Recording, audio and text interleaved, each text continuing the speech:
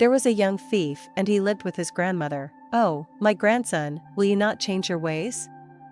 I will die an unhappy woman. You drink. You gamble. You steal. You lie. Will you not change your ways?" "How, grandmother, can I change my ways? I drink to forget our poverty. I gamble to have some pleasure in my life. I steal so that we may eat." "Well then at least change one of these things," said the grandmother, and the young thief thought about this and said, "Very well, I will stop lying. If you insist, from now on I will only tell the truth." Now there lived in that city a king, a Raja, and he was a rich and powerful man, but he was not happy. He felt that his advisor was keeping the truth from him. But the Raja really wanted to know the truth, so one night he went out in disguise dressed as a beggar in rags, and there in the street that evening he met the young thief. "Where are you going?" "I'm off to," but just then, the thief stopped. He remembered his grandmother's words, and what came out his mouth was the truth. "Why, I am going to the palace of the Raja, and I will steal what I can get." "To the palace," said the Raja. "Ha, ha, ha, then follow me." And he led the young thief through the streets until they were outside that magnificent palace. Slip through when the guards change on their duty and go to the throne room. There, under the throne, you will find a box, and inside the box, well, you will find treasure. So the young thief slipped past the guards. He was an expert thief, and he found his way to the throne room.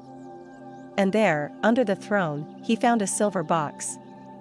And when he opened the silver box, inside were 3 huge, sparkling diamonds. And so he pocketed those 3 diamonds. And then he hesitated. He asked himself, 3 diamonds. With these I will be rich beyond my imaginings. Do I really need all 3? And when he answered himself, he found he was telling himself the truth. No, I only need 2. And so he left 1 diamond in that box, and he slipped past the guards and out of the palace, and there, waiting in the darkness, was that beggar. "Did you steal what you were looking for?" "Why, I stole 2 diamonds, but 1 I left behind." "You aided me. What do you deserve?" And he remembered his grandmother's words, and what came out of his mouth was the truth. "You deserve 1 of the diamonds, for you assisted me." And he gave 1 diamond to that seeming beggar, and on his way he went, and the Raja, seeing him going, followed him and saw him arrive at the poor hovel that he shared with his old grandmother. And the Raja now returned to his palace and took off those rags, and by next morning he was calling his advisor. "There has been a theft in the palace this night. Look and see what has been stolen." And so the advisor went directly to the throne room. He took out that box and opened it, and he found 1 diamond. Strange. The treasure has been stolen, but not all of it. And he looked around. "Ha, who will know?" And so the advisor put that diamond in his own pocket. "Oh, my Raja. Oh, my king. See, the treasure has been stolen." "The box is empty, the box is empty," said the Raja. "Then send guards to the house of the young thief." And the young thief was brought to the palace, and a scaffold was standing there and a noose was hanging down. "Why," said the advisor, "have you stolen the Raja's treasure?" "The 3 diamonds, I have stolen," said the young thief honestly. For he spoke the truth, but not 3 diamonds. "I left 1 behind. I stole only 2, liar," said the advisor. "What thief would steal just 2 diamonds when there were 3? "Oh, it is true. What about those diamonds then?" said the advisor. "Show them." And so the young thief reached into his pocket and took out just 1 diamond. "Why, the other 1 I gave to a beggar who helped me." "Liar," said the advisor. What thief would share what he had stolen? And now you know who it was who stepped forwards?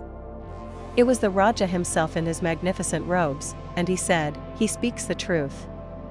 I was the beggar dressed in rags, and indeed he gave me 1 diamond. But of the other diamond, let us see.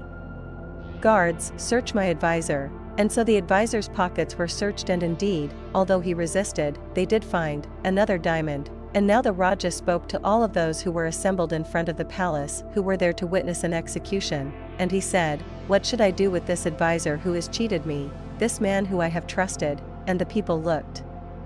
Why, he should be hanged, not the young thief, indeed. said the Raja, and the advisor was led to the scaffold and the rope was put around his neck and he prepared to die. And what of this young thief who speaks the truth? Why, said the people, make him your new advisor. Ha, ha, said the Raja, it must be so, and the young thief became advisor. But that is not the end of the story, for his first advice to the Raja was this. See that man upon the scaffold? He has made a mistake. I too have made mistakes. Now I am your advisor, my life will change, no more will I need to drink to forget my poverty. I will no longer be poor. No longer will I need to gamble. From now on my work will be advice for the good of the land. No more will I steal, for I will be wealthy. I will only tell the truth, and the truth is that this advisor deserves a second chance just as I have been given a second chance. Take away his riches. Take away his gown. Take away his status. Let him live a poor man. Perhaps he will learn the way of the world,